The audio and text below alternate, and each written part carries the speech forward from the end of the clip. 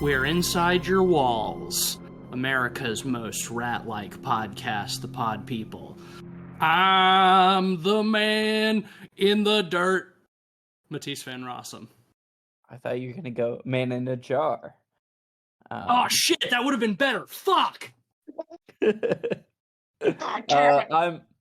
Yeti Coolers #1 salesman in the tri-state area, Ben Sheets. And I am one man, and I've got one jar. Cleveland Mosier. Oh no! What? It's a jar. It's harmless. What's wrong, guys? Well, we're winding down the year, and we're doing our end of the year catch up. I won the predictions yet again, undefeated champion 2023. So I picked the two movies. We're going to be talking about two movies about living inside. And if you also live inside, good. I would hope so. That's a normal place for things to live inside. Yeah, but I guess to complete the trilogy, we'd really need to finish it off with Pixar's Inside, I guess. I don't know. I haven't seen it. Yeah, I don't know. Inside Out? Maybe. I don't know. Well, we're not here to talk about a baby movie. We're here to talk about grown-up, we're very big mature grown-up, big rat boy movies. The two movies I picked are It Lives Inside and Cobweb. I think we're going to start with It Lives Inside. It Lives Inside is a Neon produced and distributed film, written along with QC, Quality Control, which is Migos' company. Is that right? Yeah. Okay. So you're saying this is a Migos produced film? Yes. Awesome. Incredible. I did not know that. It Lives Inside is written and directed by Bishal Dutta, who is an Indian American filmmaker, and this is sort of like I guess an Indian American take on your traditional sort of like haunting, demonic possession movie, about a teenage girl who accidentally releases a demon that stalks her and her friends and does nasty, evil things. Lights turn on, lights turn off. You know how it goes. Some eyes in the dark. Big It Follows vibes. Yeah, I would say overall, I found the film to be pretty jarring. Shut the fuck up. It Follows is something that I was thinking about a lot while watching this movie. Aside from just like the similar kind of title, it's a similar sort of premise, but also like aesthetically quite similar. A lot of like similar sort of camera work and cinematography. It looks a lot like It Follows. Up to the point where there's even a sequence where like a person's hair gets lifted by an invisible creature. There's a lot of that. A lot of looking at invisible creatures and doors opening without anyone being there and that sort of thing. Not to get too ahead of ourselves, but I feel like the way this movie handles its monster is really weird. You think so? In terms of like sometimes they go invisible with it, sometimes it's bad CG, sometimes it's like practical costume but out of focus in the background. Oh, I see what you're saying. Yeah. Well, I mean, we can definitely get into that towards the end. I certainly have some thoughts on how the monster looks and how they do that. But I liked this movie. I remember seeing the trailers in theaters and thought it looked pretty cool. And, as sort of like by the numbers as it is in terms of like story beats, like I do think this movie benefits a lot from showing a culture that is like hardly represented in like Western film, like especially at horror. all. But especially horror, but just like very, very little.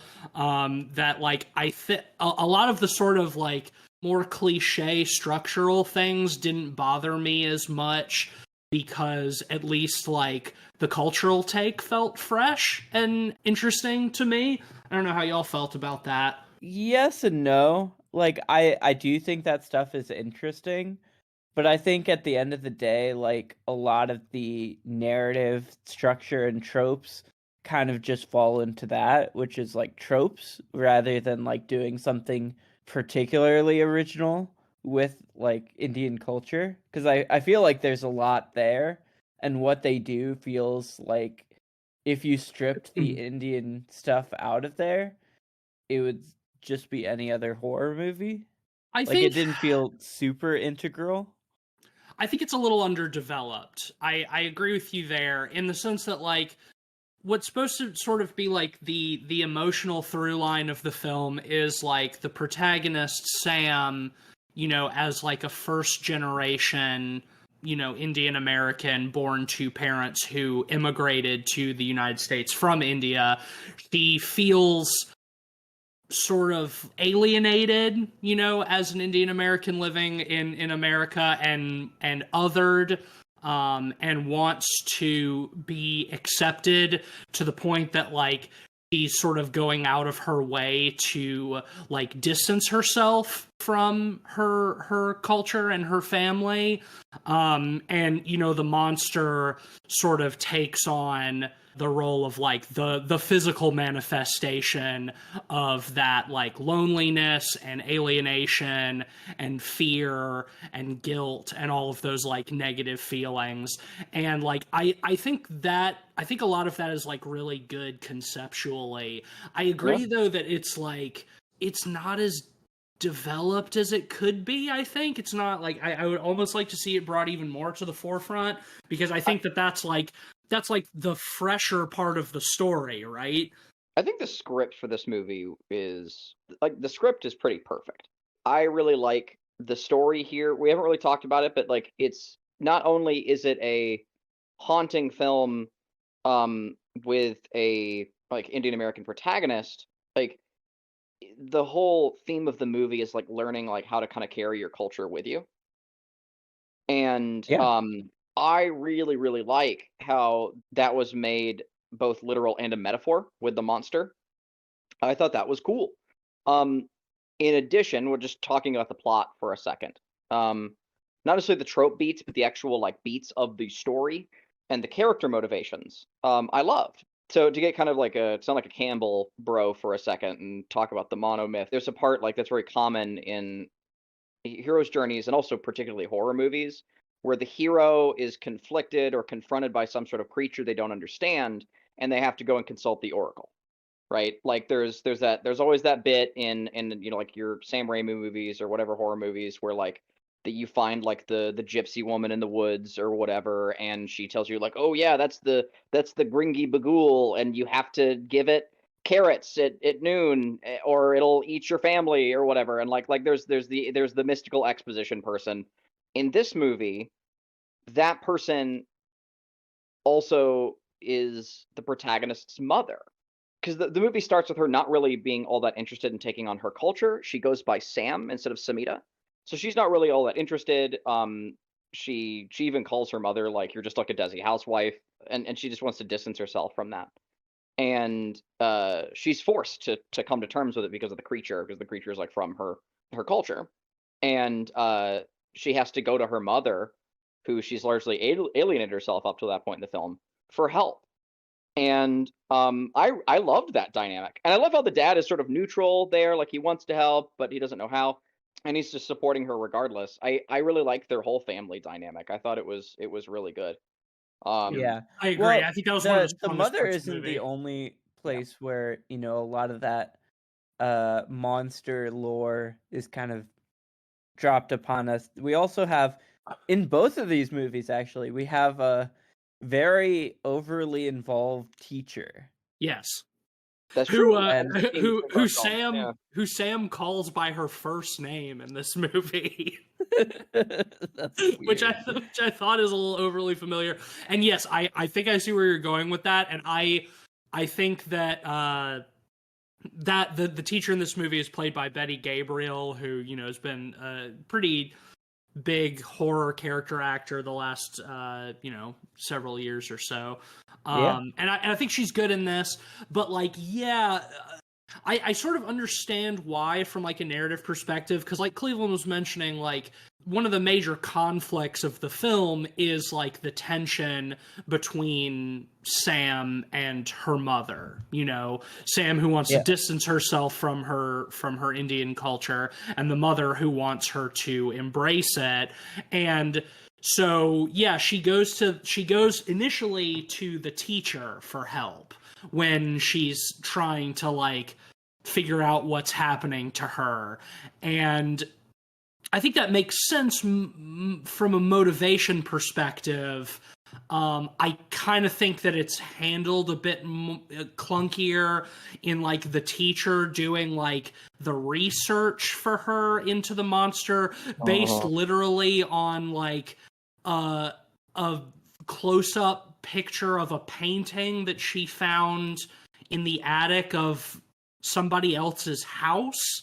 And it's like, that's all she sends to the teacher, and the teacher comes back to her later. Pretty nondescript horror painting. It's like it's like a myriad of like ghoul skulls going into somebody's mouth. It's like it's neat, but it's certainly not enough to figure out what the fucking demon is. It's so unspecific about it, right? Because like, I feel like if that exposition and lore was dropped by the mother, who is more of an expert on Hindu and Indian culture, it would have made more sense than just the teacher Wikipedia searching based on, you know, these vague leads. Yeah.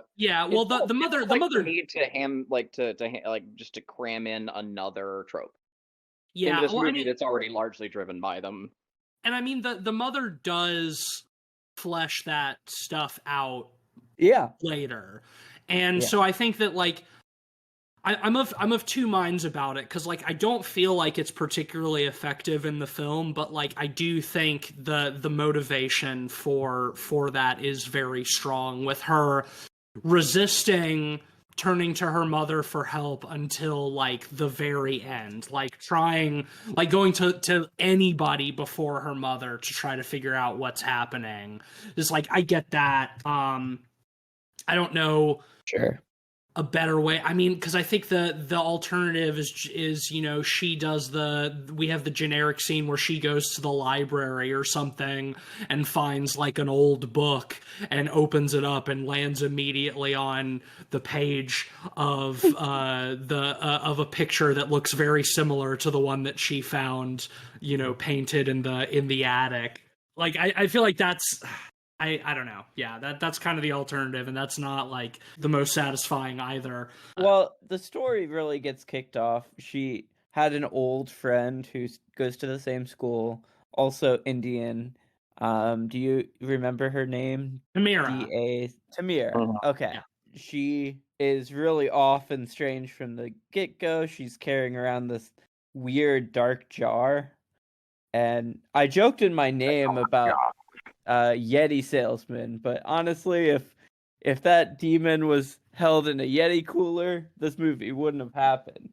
Yeah, it would have solved so many problems. I do like the image of like her carrying around the jar, because it's just like your average mason jar, but the inside is just like pitch black. And I think like her carrying that around is cool. And you know, early on they sort of have a fight, because to Sam, Tamira represents the same thing that her mother does, that she's trying to distance herself from. You know, that part of her culture that she's ashamed of. So she kind of like pushes Tamira away, and they have this sort of like confrontation in the locker room relatively early on, where Tamira tries to explain that like something's wrong. You know, she's like, something is living inside of this jar, and like I really need your help. And you know, Sam sees the other girls watching, and she's like, oh, you're such a fucking just a fucking freak, you're a psycho or something like that. you also hear what, like, I at first thought was the other girls, like, in the locker room off to the side whispering, like, "What a fucking freak," or, like, whatever, but, like, really it's the jar whispering. Mm-hmm. Like, the jar And is sort of like it's weaving discourse you and mean goes back. Discord? Yeah. Yeah, not discourse. Discourse is just having a conversation. Did I say Yeah, discourse and not you Discord? did. You said Oh, Discord. yeah, I sure didn't mean that. I sure meant discourse. Yeah, I mean Discord. Fuck.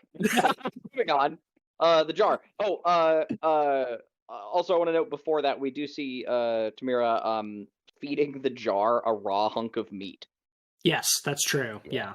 Yeah. And I like that. I think that's fucking weird. Yeah, that was great.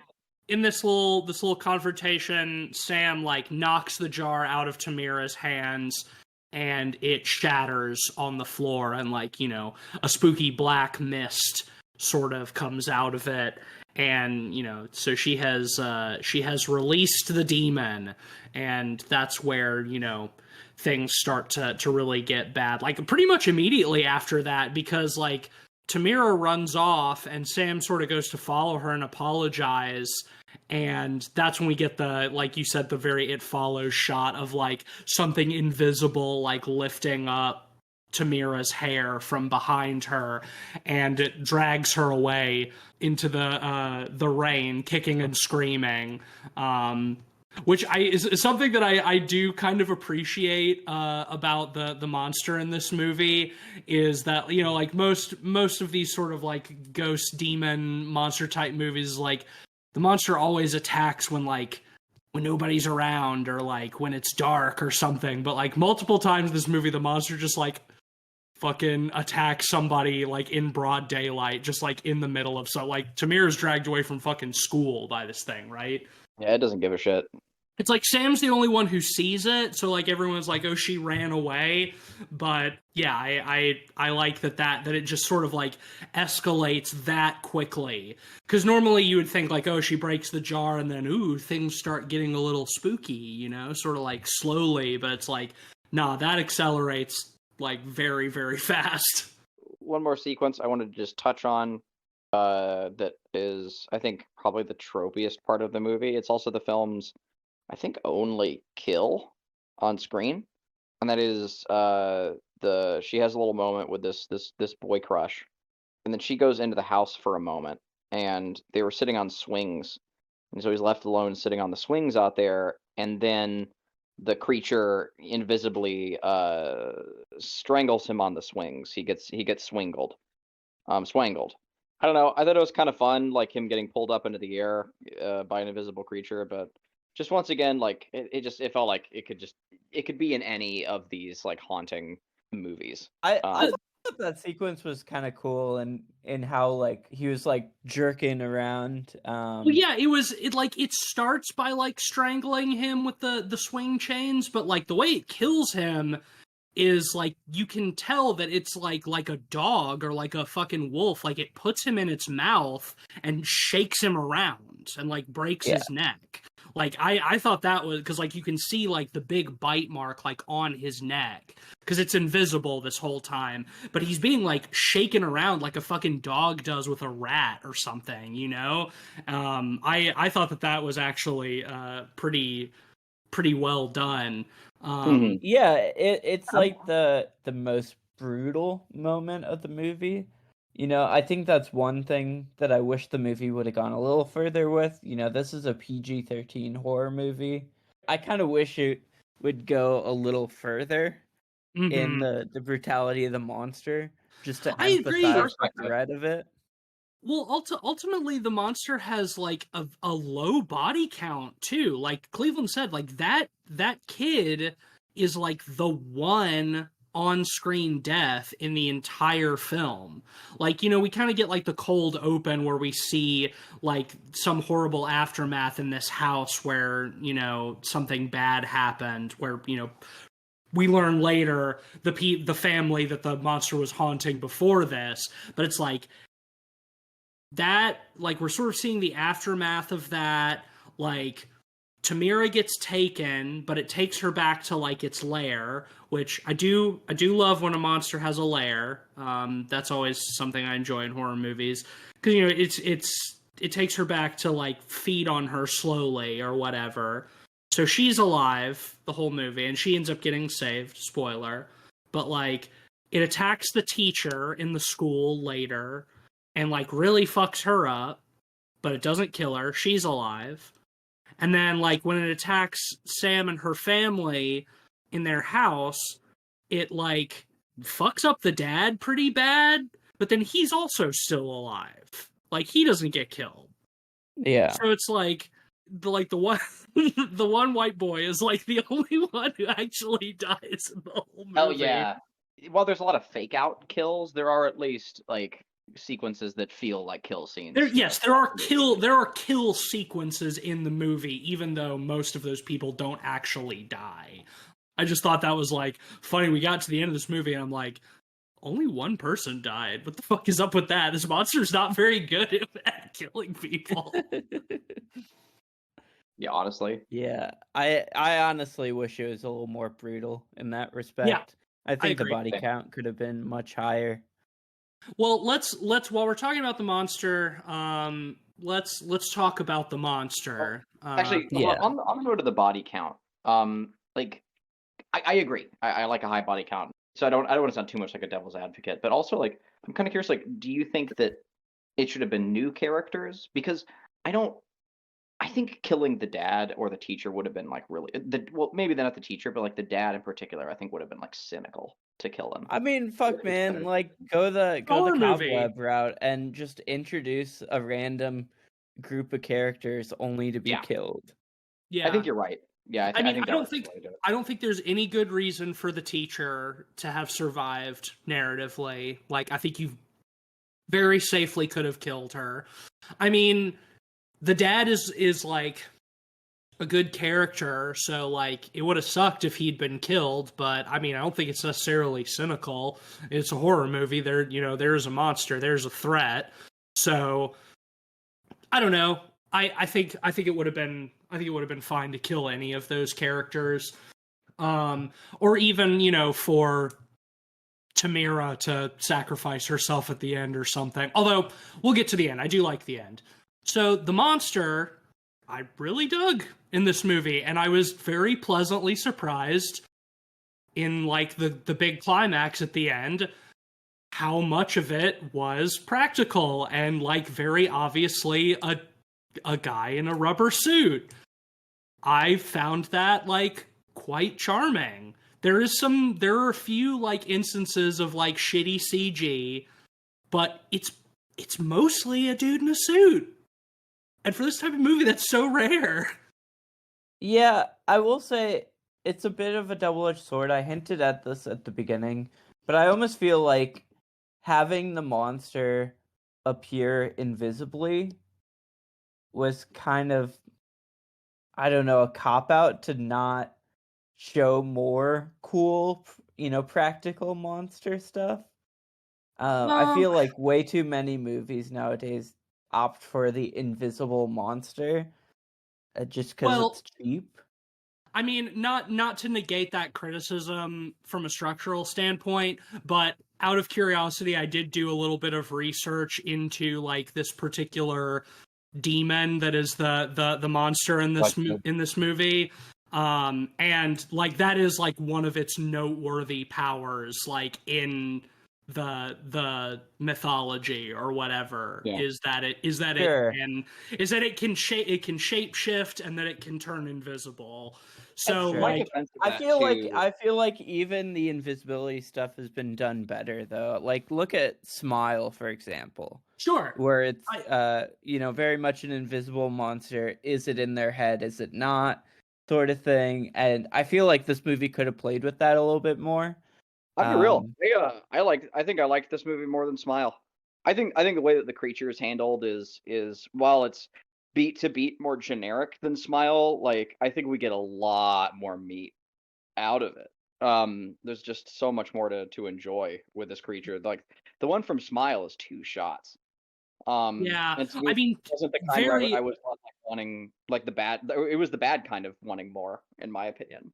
I think the payoff in Smile at the end with the creature reveal is probably more satisfying than anything in this movie. But other than that, I would broadly agree with you that I think I like the handling of this creature and this movie a little bit better than Smile. And I will say, like, I think the invisible monster complaint is perfectly valid. I'll push back a little bit in just like several instances where they play with that I thought were quite good. I like the one where she's like sitting on the bleachers like in the school and she like picks up her phone and like she can very briefly see like something reflected like looming over her shoulder that's not there when she turns around. I liked that a lot. I like in the scene where she's sort of like confiding in the teacher, like out in the hallway, and the teacher asks her like, why are you whispering? And she's like, because it's listening. And, you know, then we don't see it, but Sam sees it behind the teacher and runs off. And I really love that moment, like after that, where the teacher is just kind of like looking down the hallway, not seeing anything, but like she still reaches out to feel if there's something there.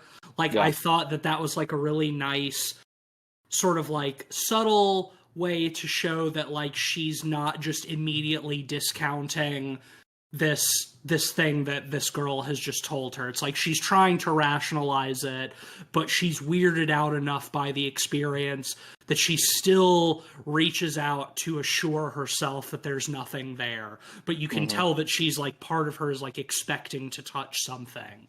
I liked that.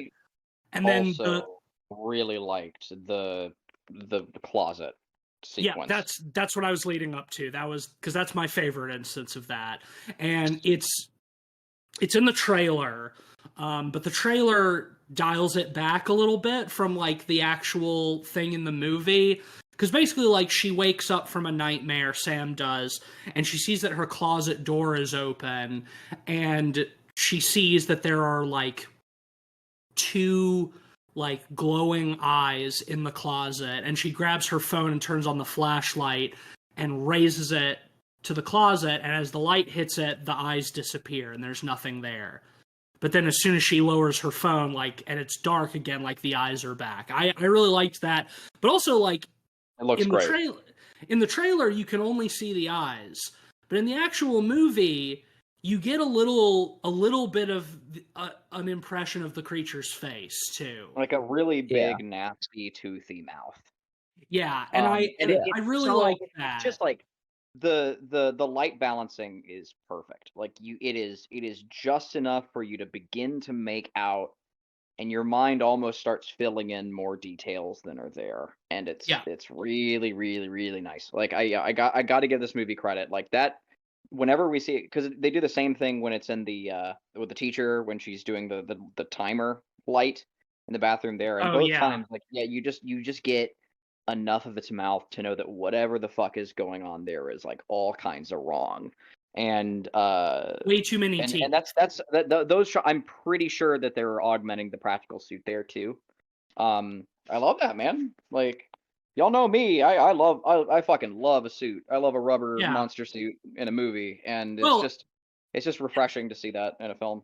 And we get tons of that. We get tons of that in the climax of this movie, because like when she does go to like the other family's house where like the creature has made its lair in the basement and it's like keeping Tamira. That's where like the big final showdown happens, and like for most of that, like, the monster's like full on like a person in a suit, and and like pretty good too. Like you can tell that like it's a person in a rubber suit. So like I feel like that's like, I'm so not used to seeing that in a contemporary horror film that like there is a part of my brain that tries to be like, it looks cheap, but like it really, like, I think the suit looks good. Like, if anything, a little bit of, Yeah, like some subtle Make it digital 3D. augmentation. Yeah. Like there's Yeah. there's a couple parts where it's like pouncing down the hallway where it's like very obviously CG, and like that does not look very good. But like there's surprisingly little of that. I got to give this movie literally big props. I love big ghouls and guys in suits, and it's so nice to see some practical monsters in a movie where frankly like these films are usually like so by the numbers and plastic that they just wouldn't dare or bother. And Mhm. it's just nice to see that kind of care put into it. I will say I have this critique for both movies. But it's very broad, so it's not giving too much away, but I think the same critique I have for both of these films is that they're both like very perfect and almost plastic. They're just like so perfectly shot and so controlled that it gives it almost kind of a sort of plastic feel that I wish it didn't have. Or just both of these movies Mm. were just a little bit more grungy, a little bit more, little more, hands in the dirt. I think it's a problem with a lot of just like modern movies. Like I Yeah. don't think, I joke and talk about on the show a lot that like movies aren't as wet as they used to be.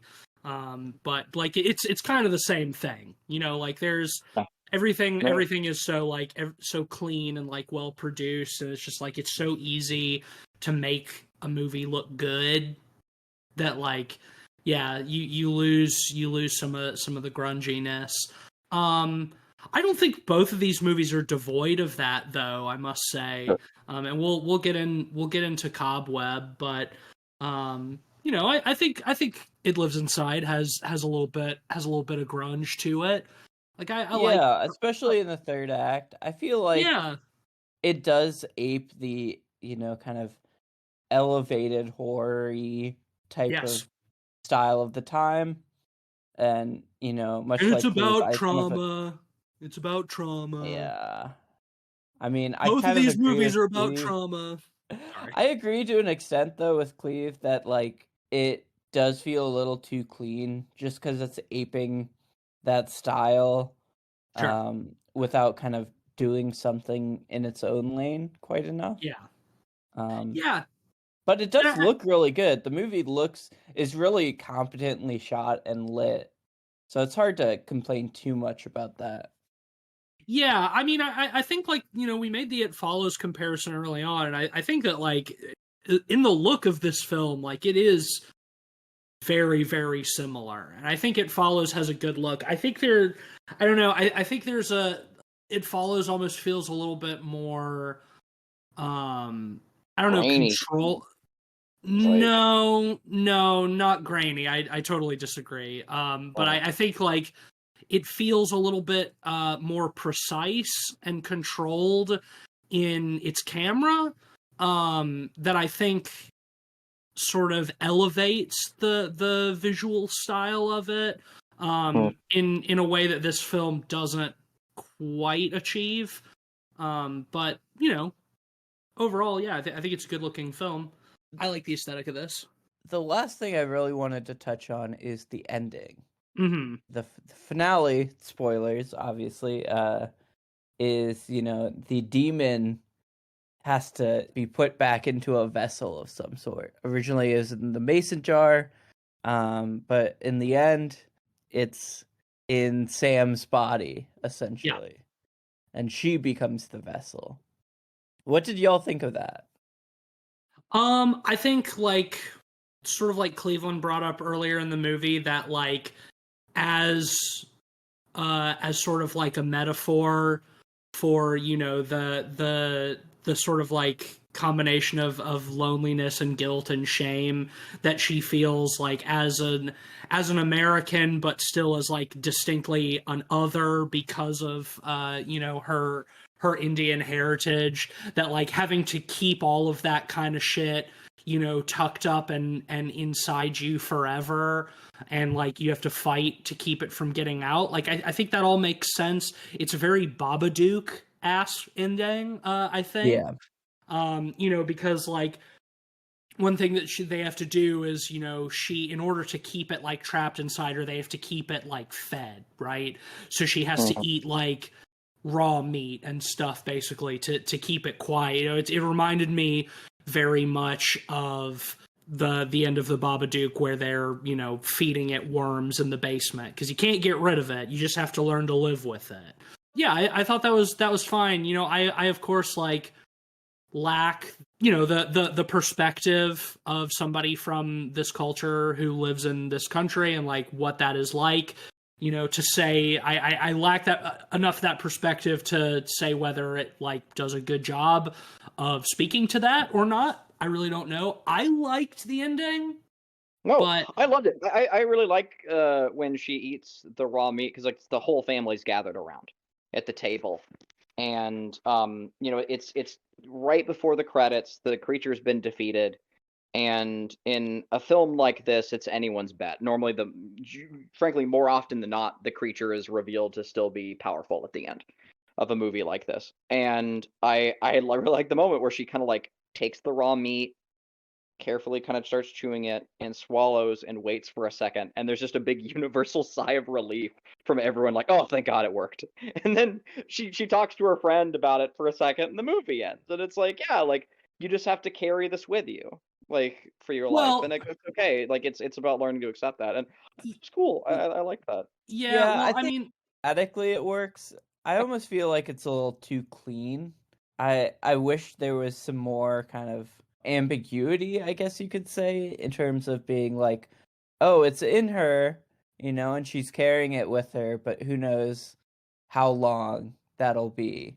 The only hint towards that we get is her reassuring her friend that it's never gonna get out again. yes, Well, but but then if there was a chance of the monster getting out, then the moral doesn't work. But there is the chance of the monster getting out. She promises her friend that it's never going to get out, but then her friend walks away and she's left alone on the street. And you see the last shot is you see her face change, and a tear rolls down her cheek. That once she is alone, she's alone with this evil that now lives inside her, and she has to keep it inside her forever. I do think there's it does sort of end on that kind of sour note a little bit. It's yeah, when she's with other people she's strong, but as soon as she's alone it might come bubbling back up, because that's part of the whole thing of the finale, right? Is one person isn't strong enough to force it into a vessel alone without dying. It takes more than one person. That's why the kid at the beginning died, is because he did it by himself, and he sealed it in the jar, but at the cost of his life. So, he at the end, Sam and Tamira are able to do the prayer together to, lock it inside of Sam. But it's the strength of the community that keeps it down, right? But she can't have that always. There's, going to be times where she's alone. And in those times, then it becomes dangerous again. So I don't know. I think it did a perfectly fine job of implying that. Anyway, y'all wanna rate this and move on? Yeah. Why don't you start? Yeah, sure. Yeah, I again, I overall really enjoyed this movie. I do think that it's kind of generic beat for beat, and I would probably give it a slightly lower score if it didn't have the interesting cultural perspective of a culture that I don't have a great amount of knowledge about. That's enough to keep it fresh and interesting for me. I'm gonna give it a 4 out of 5. I like this movie. I thought this movie was pretty good. It was competently shot and directed. I thought the acting was pretty decent too. My biggest gripe is it felt like it kind of played it safe, and it felt a little boring at times, just because it didn't have quite enough teeth to it in terms of its brutality. But yeah, I think it's perfectly serviceable. I'm gonna give it a middle of the road 3 out of 5. I'm gonna come in right between you guys, with a 3.5. The things I liked about this movie, I liked a lot. It's maybe a 4. It's really strong, in those aspects. However, the body of this movie, the bulk of it, was generic haunting film. Again, I really liked her dynamic with her parents a lot, and her sort of reestablishing her connection to her mother felt quite strong in the story.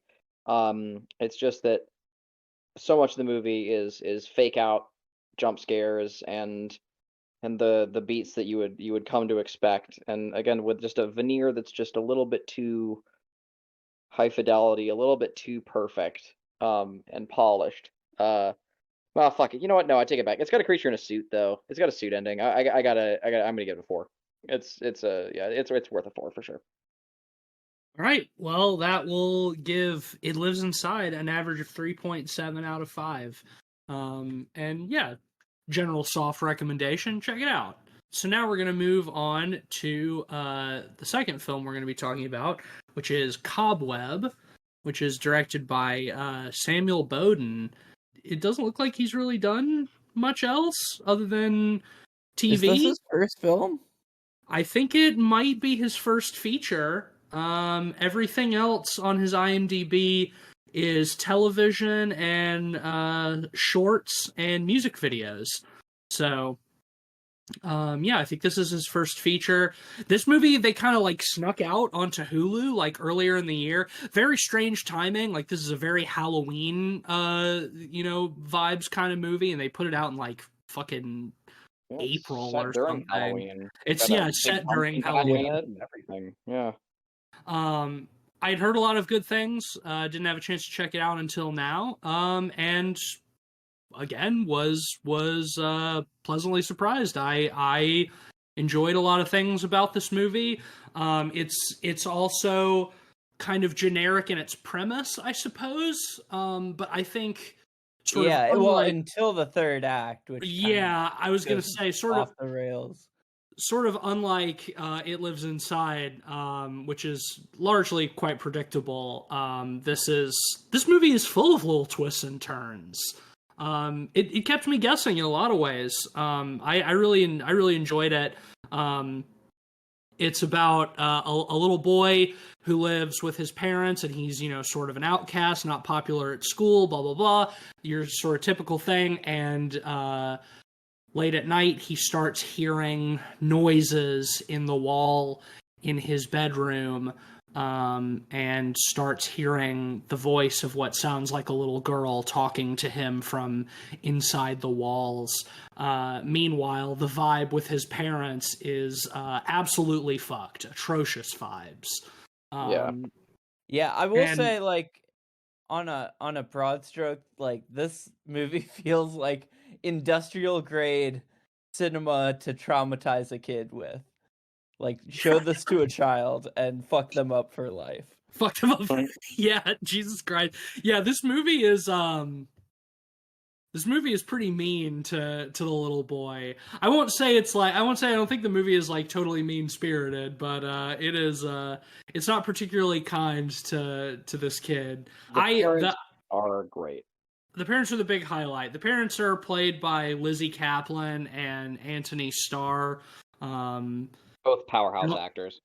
Yeah, excellent character actors. I mean, this is the first thing I've seen Anthony Starr in outside of The Boys.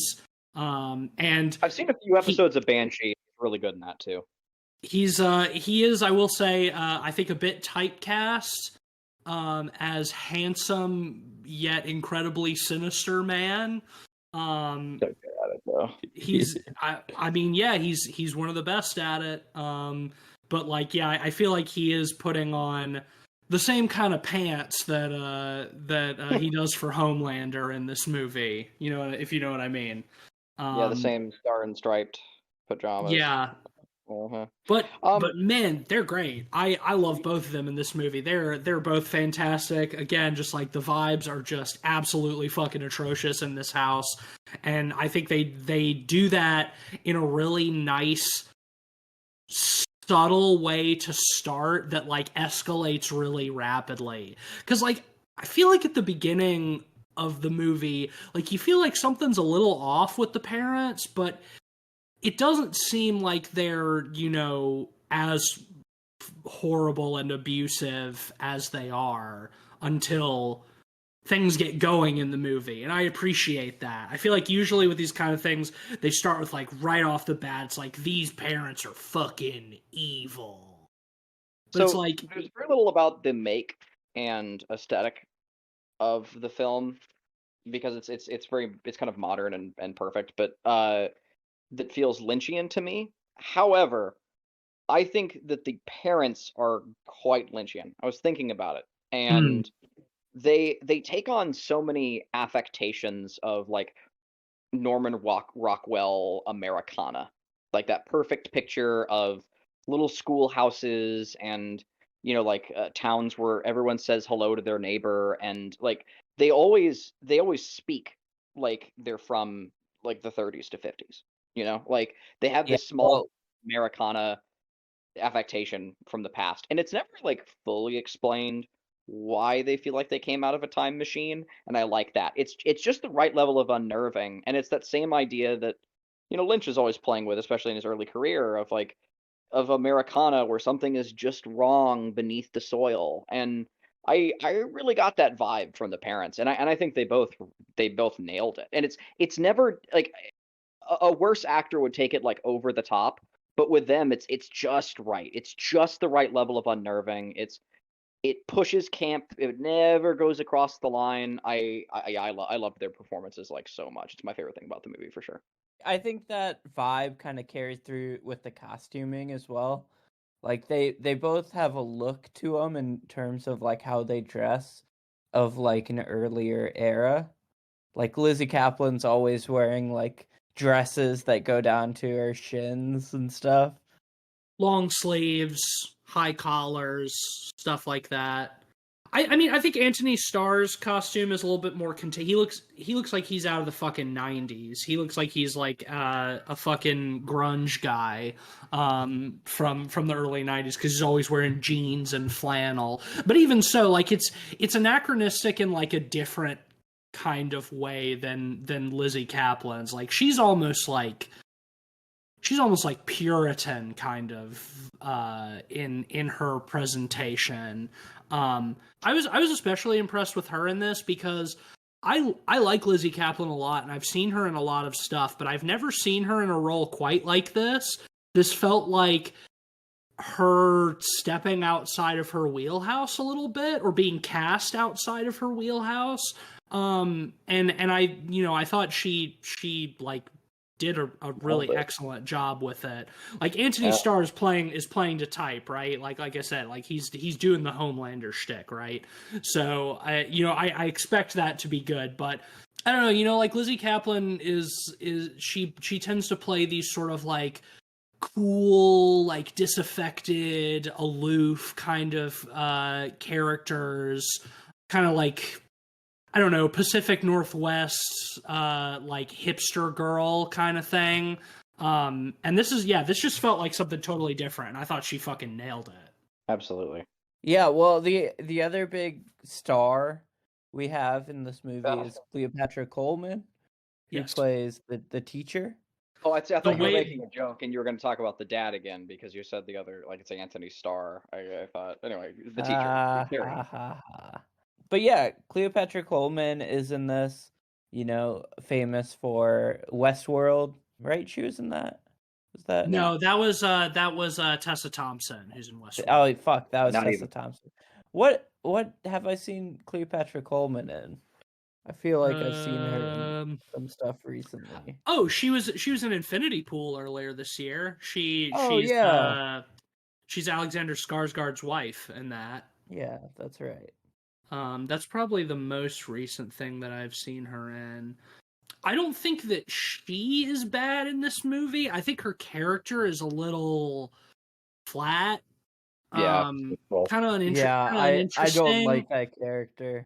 It's like she's like unambiguously like the good guy, like she's the one who sees like the strange behavior in Peter, the little boy, and like assumes that there's something wrong at home, and like goes out of her way to like show up at the house to like check on him multiple times, stuff like that. And she ends up helping to save him at the end.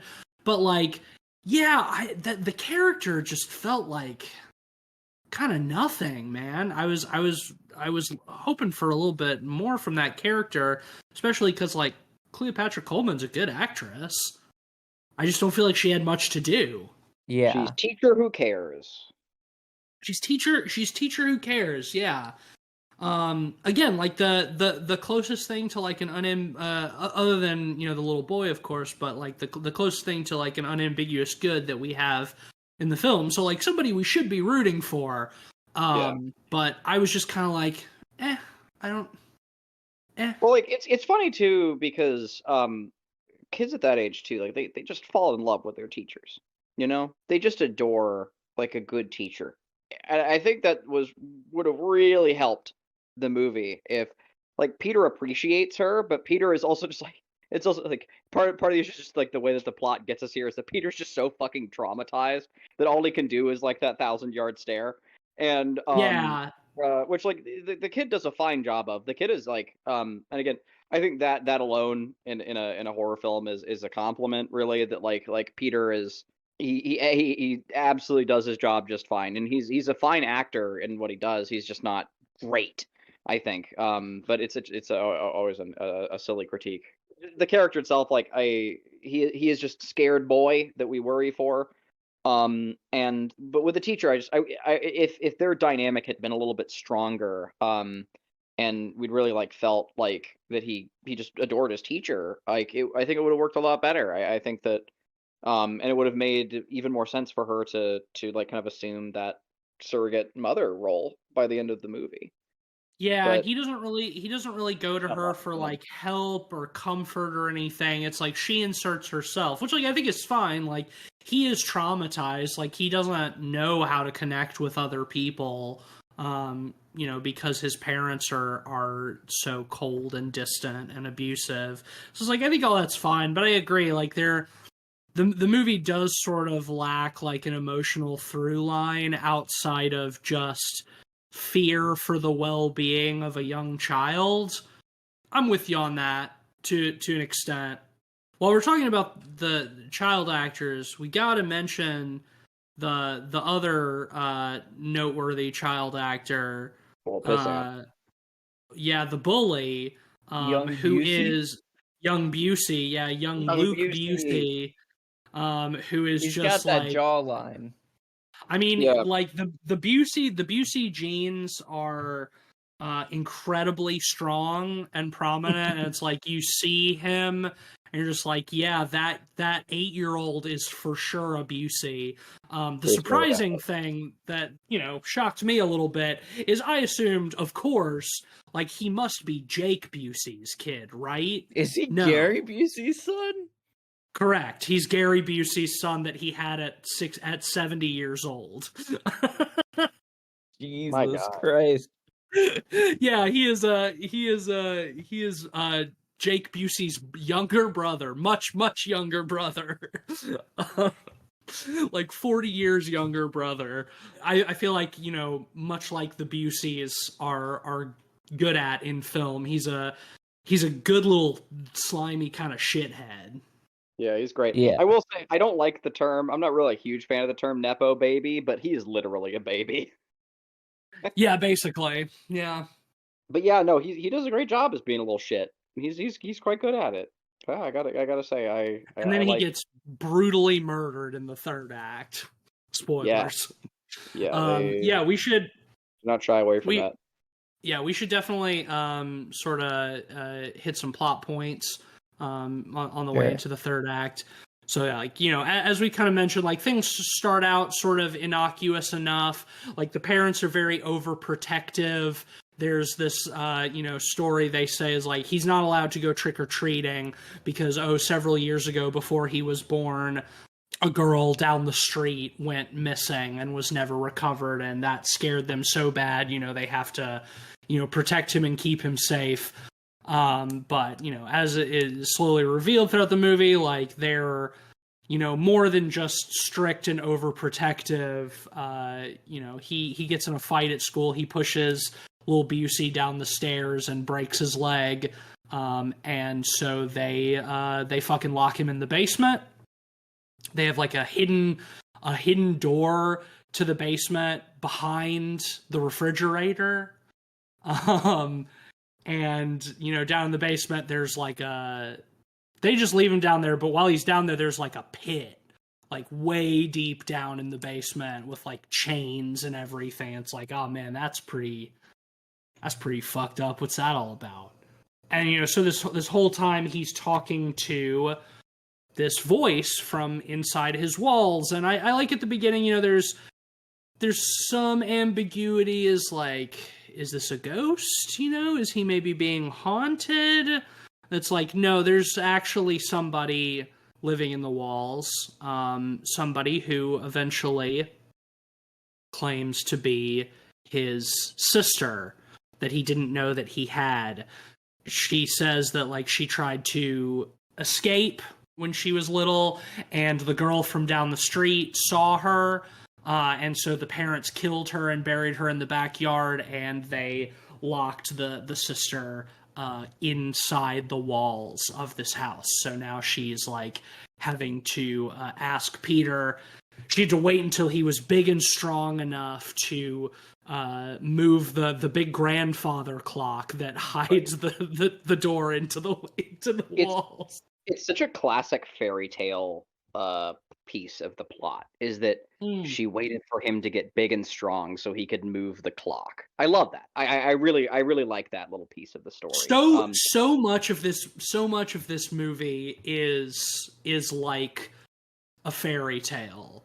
It's Del Toro-esque. It's very Del Toro-esque in its aesthetic too, I think. Oh, absolutely, and the color palette and the rest, and a little Del Toro and a little Sam Raimi. TCU and I kind of talked about that while watching the movie. There's a number particularly in the third act. Yeah, there's a number I of will shots say in the like first the two. rolling camera where it's slowly moving towards stuff, and the black vomit as well. It's all very Raimi. It's all very I'd say in the first two acts it's pretty bog standard. Like, it doesn't feel particularly notably Raimi-esque or anything. I think if there's a criticism to be had about the pacing, it would be like in the first two acts, the build up, it feels a little rote and cliche, and definitely slow. But I think it's carried by again Lizzie Kaplan and Anthony Starr's really good performance. I will say the creature in the wall, when it was first introduced, it reminded me a bit of the Black Phone. Oh, In terms interesting. of like, a kid talking to an entity they can't quite see. That's trying to I help do them find how out of us being trapped in a scenario. Yeah, Interesting. I was just thinking people under the stairs. Yeah, well, it definitely has that in ways as well. I kind of am mixed on how the sister starts off as kind of a friendly presence and kind of abruptly, I would say, turns into a sinister presence. I like that. It's very fairy tale. Yeah, I actually liked that a lot too. I really appreciated that sort of twist, because like the parents are, like unambiguously villainous and sinister, and like I figured that there was like some kind of twist coming, but it didn't unfold like exactly like I was expecting. She convinces him to kill the parents to free her. He puts rat poison in the soup, in just like the grossest looking soup I think I've ever seen. Oh my god, yeah. It was so nasty. So gross. But yeah, so like puts rat poison in the soup, and Anthony Starr throws up just like an immense amount of like black goo and blood all over the place, and Lizzie Kaplan tries to chase Peter up the stairs, and he like kicks her down the stairs, and she falls on a knife that she's carrying, and it stabs her, and is like right as she's dying. She sort of like frightfully is like, don't let her out. And right at the same time, Lil Busey and like his older brother and his brother's friends show up at the house in like Halloween, because it's Halloween. They show up in like animal masks with like baseball bats and hockey sticks and stuff, I guess to come kick the ass of this like 8-year-old. Yeah. And for But it's whatever reason, that's they're just like, knock, knock. Whoa, I guess his parents aren't home. He's all alone. It's like, what parents leave an 8-year-old alone at the house on Halloween? But that's fine. We need some whatever. bodies. Get him in Well, there. yeah, I mean it serves as a purpose for the same kind of thing as like the scene in Five Nights at Freddy's where like the goons go to Freddy's in the middle of the day to smash the place up. It's like we got to introduce these characters so we can have bodies for our spectacular climax. Because of course, as we've hinted at, when he releases the sister from inside the walls, it turns out that the little girl voice she was using is fake, and she's not just an innocent little girl, but a horrible hag creature with very, very long hair and who can run around and climb on the walls and the ceiling like a spider. Yeah, because while he was sleeping in his bed and being loved by his parents, she was living with the cobwebs and rats, learning how to climb. I think learning is how to the climb, learning how to bite. learning how to bite. So she's I become think like it's Yeah. cute. a Yeah, spider. this I mean, this it's whole premise is really fun. I like how off the rails it goes. It's one of yes, those kind of movie premises that you think about it for more than a couple seconds and the falls apart logic of it all immediately. Yeah. totally falls apart. But Yeah, that's what I like um about it. It's like it has an almost has like a dream logic to it. Like it feels childlike. And almost like a kid trying to remember details. Wrong. Well, yeah, it's fairy tale esque. You know, Exactly. she has the like extremely long hair that's very evocative of like Rapunzel. You know, like later she throws him deep down into the pit, and like when she gets distracted by Cleopatra Coleman, he like grabs her hair and like uses it to pull himself out of the pit. You know, like it's all yeah, it's all very fairy tale esque, but I really, man, especially the third act of this movie, I just fucking loved. Like it gets so fucking bonkers and gonzo, and this is like where the Raimi influences like really come out, just like a really kinetic camera, and all it kinds of fucking like quick Dutch angle tilts and shit like that, and just like it gets really brutal and bloody yes. too.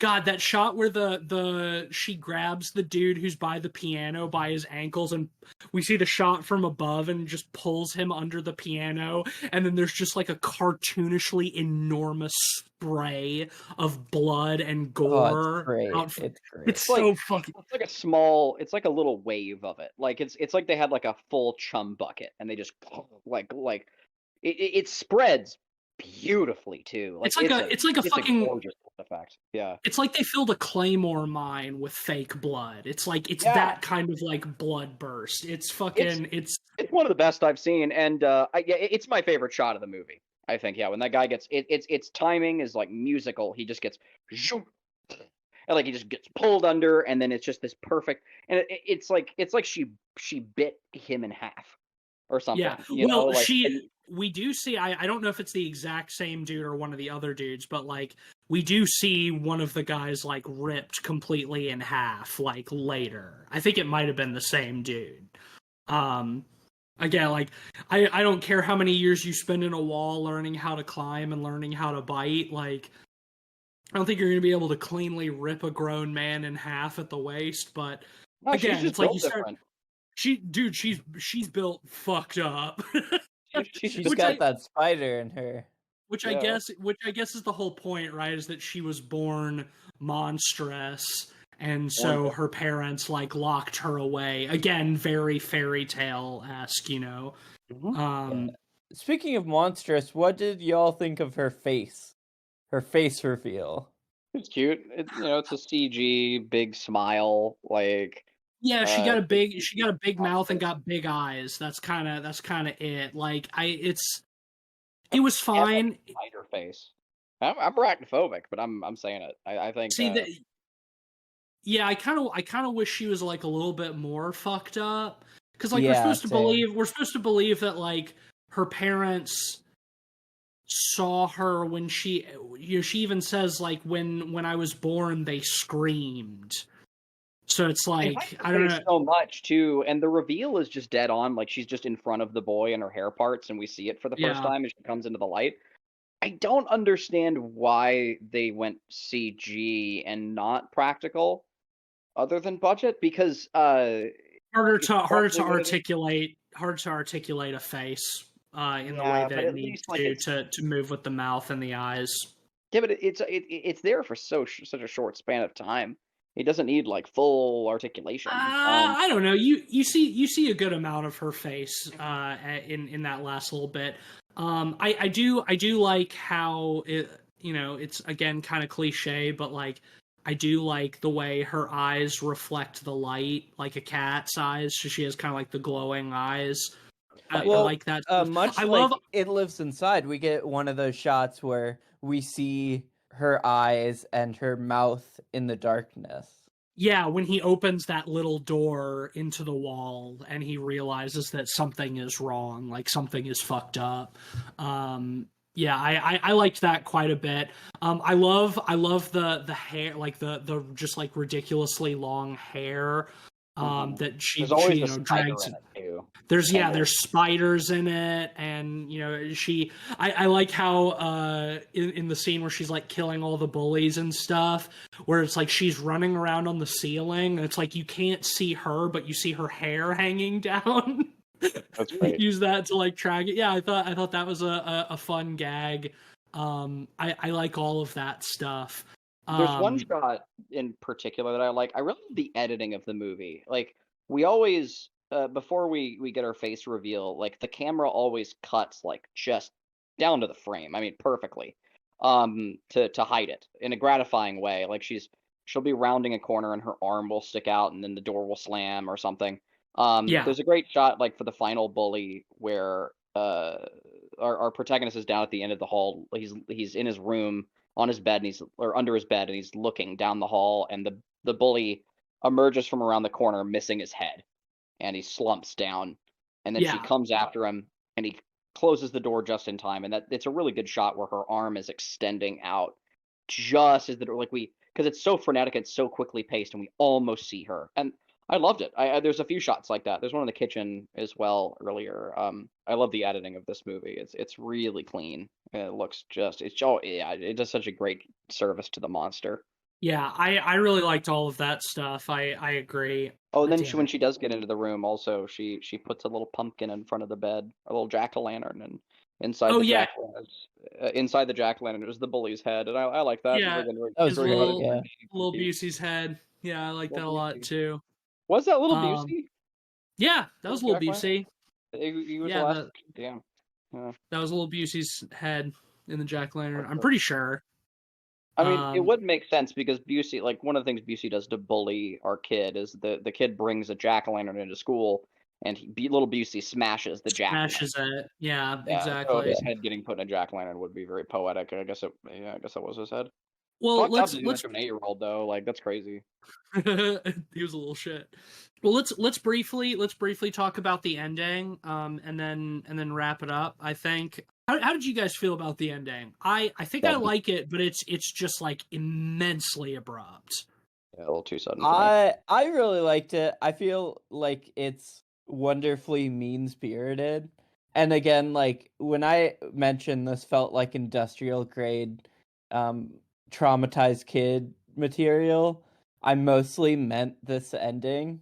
Yeah, Because if a I imagine if I saw this as a kid, I would be horrified like every night, in the dark. yeah. Yeah. So basically, to quickly describe the ending, the little boy and Cleopatra Coleman managed to trap the sister in the pit, in the basement with the bars over the top, and you know they're getting ready to just like leave her there, and she has this little closing monologue that's basically like, it's like, you really think that this is gonna hold me forever? Like, every night when you're in bed and you hear a sound in the walls or you see a shadow in your closet, you're gonna be thinking of me. And like as she's describing this, like we're seeing these scenarios play out where he'll like he like turns around and she's there like looming over him,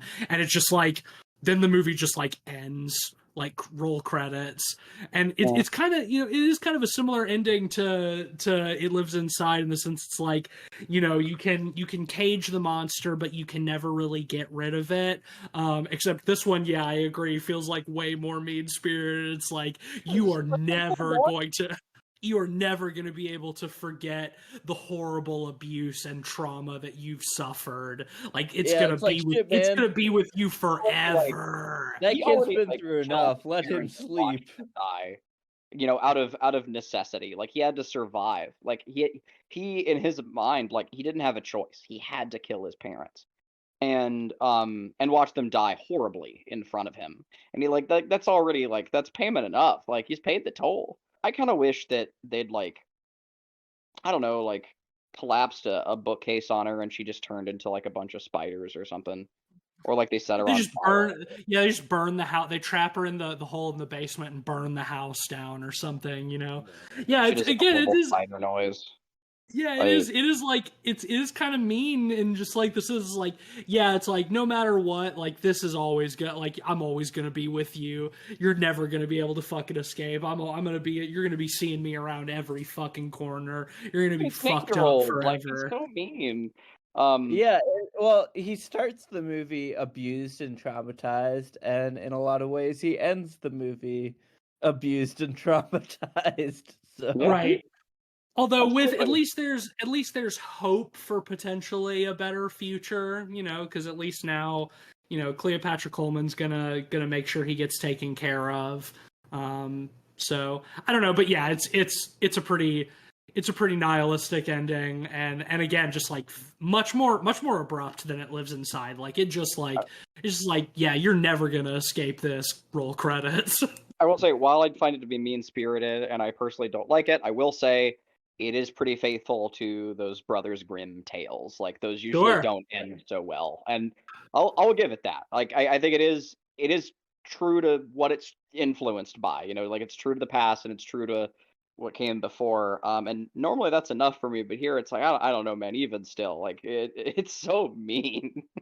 Yeah. yeah, Uh, uh, One last thing I wanted to touch on is I haven't seen this movie since I saw it in theaters, so long ago. But I also got like because of, like the fucked up weird parents and the grim elements, like Coraline vibes off of this movie as well. I think I got a lot of Hmm. like kind of like it just reminded me of like that idea with like the evil parents and whatnot. Like it just kind of reminded me of Coraline a little bit. I can see that a Yeah. little bit. This That's one's obviously much darker, but yeah. I'll um, say. Well, shall we rate? sure. I'll start this one again. Yeah, I think I'm also gonna give this one a 4.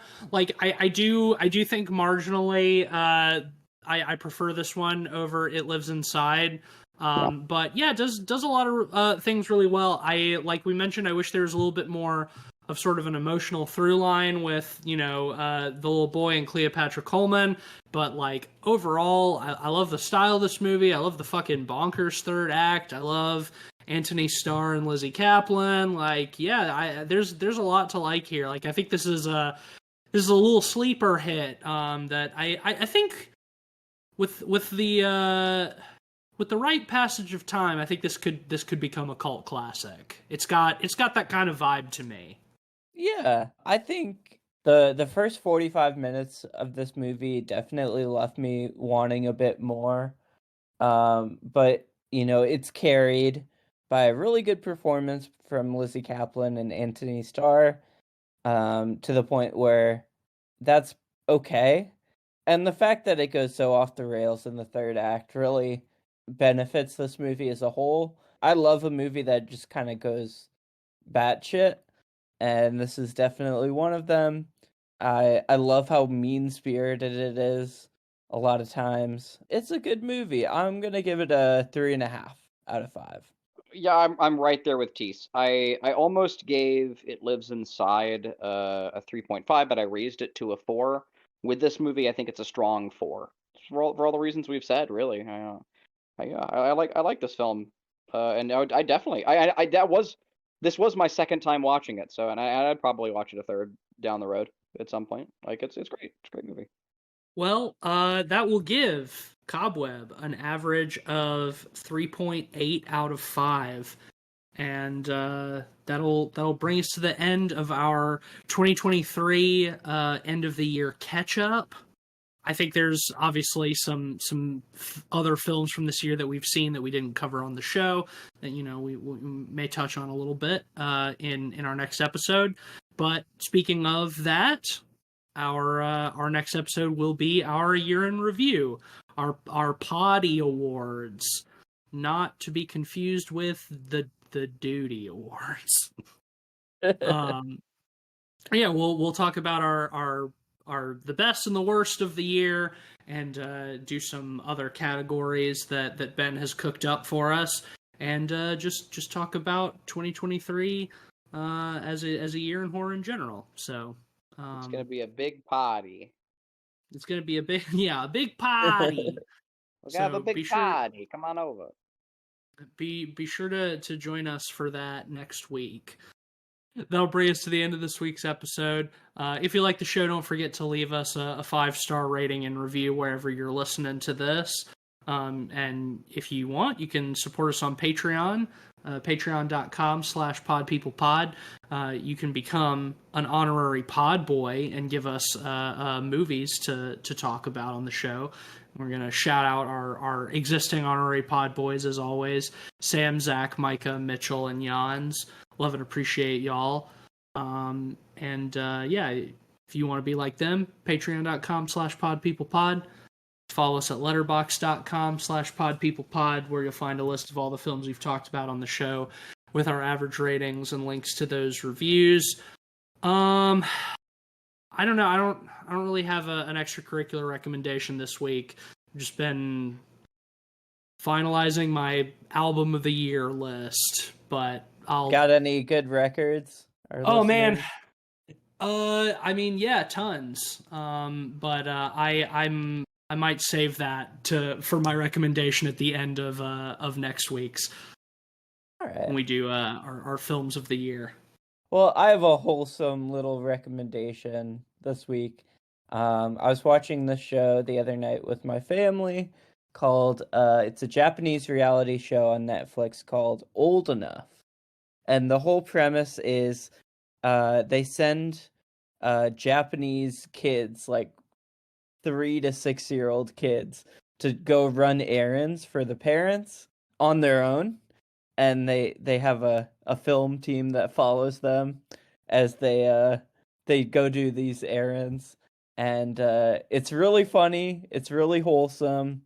The episodes are like 15 minutes each. And the show's been going on since like the 90s. So what they've done for the Netflix version is they revisit the kids they used in the early seasons and show them as adults at the end. And it's a really cool little premise. I really like that idea. I can see like a little 3-year-old trying to get like the right ingredients at the grocery store and being like very cute. Like that sounds mad wholesome. Yeah. Yeah, it's great. Japan is a very safe and friendly place in general. So it really works well in that setting. Yeah, I want to see the same premise, but set in America. I want to see a 3-year-old trying to cross a 4-lane highway in like fucking oh my god, Pennsylvania. You got anything for us, Cleve? Yeah, a lot of the team that worked on the original Creep show went on to do this series. So it's executive produced by Romero. Stephen King wrote several of the episodes, and Tom Savini did a lot of the creature practicals, and even directed a few episodes of this show called Tales from the Dark Side. And it's great. There's some wonderful practical slimy ghouls and creatures, and they're all morality tales, and something I love about it is the episodes are like 30 minutes, so 25 minutes, like super short, quick little one-offs. So average television length is what you're saying. The episodes of the TV show are an average television show length. Yeah, but like for like the Creep Show format, or like the Tales from the Crypt format, like normally they go for like a little bit longer. Like there's a little bit more meat on the bones of those stories, and these are like real quick. And I like that. I like that about it. I'd highly recommend it. Yeah, Tales from the Dark Side is fucking awesome. All right. Well, thank you, dear listener, for listening as always. Join us next week as we discuss 2023 in review and put this godforsaken year into the dirt. Good night.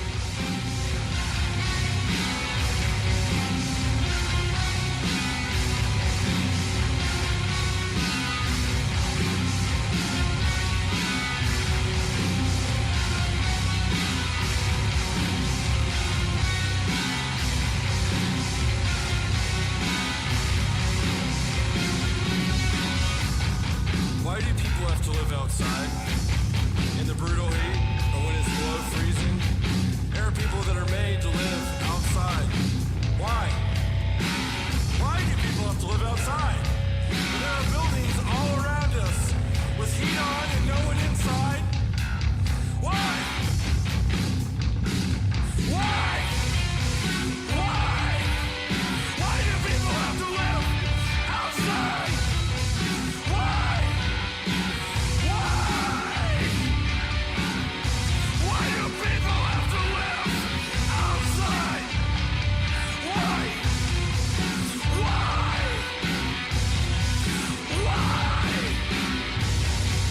Why do people have to live outside? In tents, under bridges, living with nothing and horribly suffering? Why?